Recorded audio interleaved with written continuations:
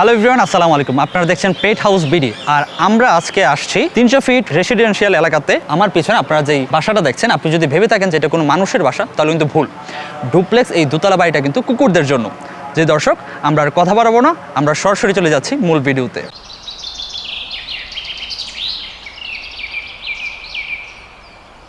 আজকে আমার সাথে আছে ডগ ট্রেনার সালমান ফার্সি ভাই। আপনি অনেকগুলো কুকুর পালেন এবং কুকুরদেরকে ট্রেনিং আপনি করেন, অনেক বছর ধরে করতেছেন। জি। তো আমরা একটু শুনতে চাই যে আপনার এই জার্নিটা কিভাবে শুরু হলো। যেমন when I was 9 years old তখন আমার কুকুর পালা শুরু হয়েছে। ছোট বাচ্চারা যেরকম একটা কুকুর নিয়ে বাসায় চলে আসে, আমি এরকম যেখানে যা পাইতাম একটা বাসায় নিয়ে চলে আসতাম। আচ্ছা। আর আমার মা রেগে যেত, বলতো তুইও বের হয়ে যা, কুকুর নিয়েও বের হয়ে যা। আর আমি মন খারাপ করে বাসা থেকে কাঁদতে কাঁদতে বের হয়ে যেতাম। তারপর সন্ধ্যার সময় গিয়ে আমাদের বাসার ম্যানেজার আমাদের ধরে টরে বাসায় নিয়ে আসতো। এরকমই একটা মানে ছোট বাচ্চারা যেরকম একটা সিম্পল স্টোরি থাকে ওদের, আমার স্টোরিটাও এরকম সিম্পল। কিন্তু ব্যাপারটা হচ্ছিল যে আমার ফার্স্ট ডগটা মারা গেল তখন আমি এটা ট্রমাটা নিতে পারি নাই। তো এরপর আমি বেশ কিছুদিন কুকুর পালি নাই। তারপর আমি ডিসাইড করছি যে আমি একটা কুকুর কোনো দিন পালবো না। ও যখন চলে যাবে, এটার যে সেপারেশনটা, এটা আসলে নেওয়া যায় না। তো এরপর থেকে আমি অনেকগুলো কুকুর করেই পালি। এবং আমি পড়াশোনা করতাম দার্জিলিংয়ে, তো ওইখানে গিয়ে আসলে ওখানেকার ডগ স্কোয়াডের কুকুর দেখে আমি শকড হয়ে গেলাম যে wow, this is called training. তো এটার প্রতি তখন থেকে একটা নেশা তৈরি হইলো। নিজে নিজে এসে প্র্যাকটিস করতাম। করতে মানুষের জন্য করা শুরু করলাম, এটাও শখে। তারপর আস্তে আস্তে it turn into a profession, মানুষের চাহিদার কারণে, যে তুমি প্লিজ এটা আমার জন্য করে দাও, আমি তোমাকে টাকা দিব। হ্যাঁ, তো তখন আমি পিচ্ছি, আমি চিন্তা করলাম wow, it's like a odd job. তারপর আস্তে আস্তে আমরা ডগ শোতে পার্টিসিপেট করলাম। তারপরে তো আরও কিছু অ্যাচিভমেন্টস হলো।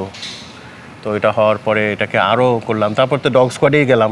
তো আমি ব্রিডিং করি, আমার নিজে ব্রিড হয়, হোম ব্রিড হয়। ভালো ভালো কিছু কোয়ালিটি মেনটেন করার চেষ্টা করি, হেলথ মেনটেন করার চেষ্টা করি। যেমন ধরেন এই বেবিটা একদম হ্যাংলা পাতলা ছিল, এখন একটু মোটোসোটো হয়েছে। তো ওর এখনই অলরেডি মোর দেন 7 কেজি ওয়েট আছে। ওর বয়সের তুলনায় অনেক স্ট্রং এবং অনেক ফিট বাচ্চা। তো প্রায় 24 বছরের জার্নি।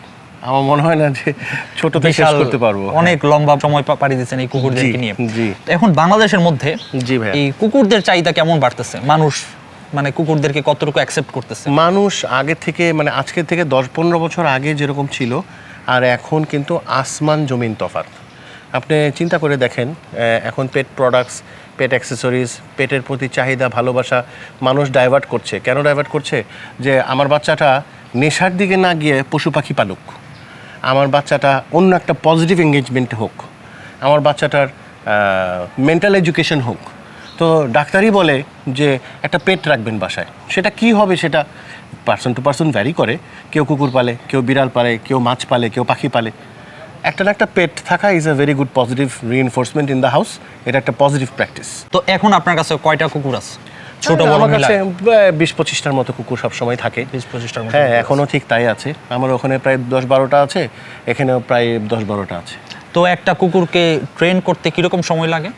ডিপেন্ড করে কি ট্রেনিং করবেন ভাইয়া। যেমন ধরেন কিছু কুকুরের খুব ভালো ফুড ড্রাইভ আছে, খাওয়ার ইচ্ছা বেশি, বাচ্চা অবস্থায় ফুড ড্রাইভ থাকে। বড় হলে এটা প্রে ড্রাইভ হয়, খেলার ইচ্ছা বেশি। তো যেটার খেলার ইচ্ছা আর খাওয়ার ইচ্ছা বেশি, ওটা ট্রেনেবল। তো এরকম অনেক ব্রিড আছে, অনেক ট্রেনিং নিতে পারে। এরকম অনেক ব্রিড আছে, 1-2টা ট্রেনিং নেওয়ার পরে ও আর নিবে না, ও টায়ার্ড হয়ে যায়। তো কিরকম প্রাইসটা যদি আমাদেরকে একটু জানান, যে একটা কুকুরকে যদি কেউ ট্রেন করতে চায় কিরকম খরচ পড়তে পারে? বেসিক ট্রেনিং এর জন্য 30-35। বেসিক ট্রেনিংগুলো কোনগুলো এগুলো একটু বেসিক ট্রেনিং মানে হচ্ছে ওর নাম ডাকা, হ্যাঁ, ও তারপর come, go, sit down, handshake, roll over. তারপর আমরা একটা নতুন অ্যাড করেছি বেসিক ট্রেনিং, এটাকে বলে প্লেস ট্রেনিং।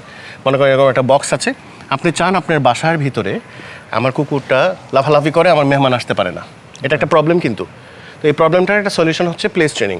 প্লেস ট্রেনিং করলে কি হয়, আপনি কুকুরকে বললেন প্লেস, ও প্লেসে চলে গেল, মানুষ আসলো গেল, কি হইলো কোনো সমস্যা নাই, কারো গায়ে লাভ দিল না, কাউকে ডিস্টার্ব করলো না। এবার আমি কেরালাতে গেলাম ট্রেনিংয়ের জন্য, তো আমি আইজিপি ট্রেনিং করে আসছি।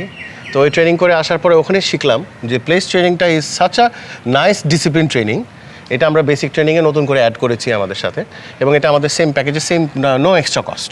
এটা একটা ব্যাপার থাকে। আইজিপি ট্রেনিং আছে, IGP training has protection training, এটার আরও ডিস্টেন্স কন্ট্রোল ট্রেনিং আছে, তারপর স্পোর্টস ট্রেনিং আছে, তারপর হচ্ছে আপনার বডিগার্ড ট্রেনিং আছে, তারপর বার্গলার ট্রেনিং আছে, protection training for factory, protection training for warehouse, protection training for any kind of a power plant বা যে কোনো জায়গায় যেখানে চুরি হচ্ছে, ডাকাতি হচ্ছে, এবং স্পেশালি বড় বড় ফ্যাক্টরি যেখানে চুরি হয়ে যাচ্ছে ওই জায়গাটাতে আমরা প্রোটেকশন ট্রেনিং, গার্ড ট্রেনিংটা খুবই কাজে দিচ্ছে। বিকজ তাদের প্রচুর প্রচুর গার্ডের পিছনে খরচ হয়, 30-40টা গার্ডের কিন্তু বেতন অনেক টাকা প্রত্যেক মাসে। তো ওই জায়গাটাতে আমি তাদের কস্ট কাটিংয়ের একটা ভালো একটা ওয়ে বের করেছি, হচ্ছে এই ডগ ট্রেনিং দিয়ে 1:10 একটা ডগ গার্ড দিয়ে ফুল ট্রেনিং দিবে, 10 জনের স্যালারি সেভ হবে। ট্রেনিংয়ের মধ্যে আরও অ্যাডভান্স ট্রেনিং আছে, এটা হচ্ছে IGP-1, IGP-2, IGP-3, তারপর হচ্ছে PSA-1, PSA-2, PSA-3, এগুলো এখনও আমাদের দেশে এস্টাবলিশড হয়নি। তো ভাইয়া অনেকের তো ইচ্ছা আছে, বাট এই ইচ্ছাটা পূরণ করতে পারতেছে না, যে আপনাদের হিউজ পরিমাণ বাজেট। হ্যাঁ, সো তাদের আসলে করণীয় কি, বা তারা কি করতে পারে? আমি দুইটা জিনিস বের করছি। অ্যাকচুয়ালি কস্ট কাটিং প্ল্যানটা কিন্তু সবচেয়ে বেশি আমিই করি, কিন্তু আমি সবচেয়ে বেশি গালি খাই। It's okay. কিন্তু কস্ট কাটিং প্ল্যানটা কি, আমি ভিডিও কনসালটেশন করি, অল ওভার বাংলাদেশ আমি সার্ভিসেস দিই। যারা ওই সার্ভিসেসটা নিতে পারছে না, ওনার সময় নাই, ওনার একটা কাজের লোক দরকার যে ওনার কুকুরটাকে দেখাশোনা করতে, ওই লোকটাও আমি দিই। ওনার একটা ট্রেনার দরকার, ওইটাও আমি দিই। তো আমি কিন্তু ফুললি ড্যামেজ কন্ট্রোল করি। আপনার এই সিচুয়েশনগুলোতে কস্ট কাটিং প্ল্যানের কিছু উপায় আছে। একটা নতুন জিনিস আজকে ফার্স্ট আপনার সাথে এই ভিডিওতে আমি রিভিল করতে যাচ্ছি। 2024 সালে আমি কাউকে এটা রিভিল করিনি, আসলে দু একটা ক্লায়েন্টের সাথে আমরা ডিল হয়েছে, এই জন্য আমরা চিন্তা করেছি এই জিনিসটাকে আমরা এক্সিকিউট করব। I am certified to train a trainer. So if you want to learn and don't want to spend money, come here, I will teach you to become a trainer so you can train your own dog. এটার প্যাকেজটা খুব simple, 15 দিনে 50,000 টাকা। এই 15 দিনে 50,000 টাকা দিলে কি হবে, ওনার জীবনে আর কোনো দিনও এই ট্রেনিংয়ের পিছনে আর কোনো দিনও খরচ করতে হবে না। সে তার যে যা শেখার সব তাকে শেখায় ওখানে দিয়ে দেবো। বেসিক ট্রেনিং, অ্যাডভান্স ট্রেনিং, সব কিছুর অল্প অল্প অল্প অল্প নলেজ তাকে আমরা এই 15 দিনে দিয়ে দিব। অনেকে তো এই ব্রিডিংটাকে আনইথিক্যাল একটা বিজনেস মনে করে বা বলে, হ্যাঁ, বা বলে যে বারবার একটা কুকুরকে ব্রিড করাইতেছে, যেটা তার হেলথের উপর একটা ভালো ইফেক্ট পড়ে। এটা absolutely right. Breeding, pure breed and well breed, তিন জিনিস।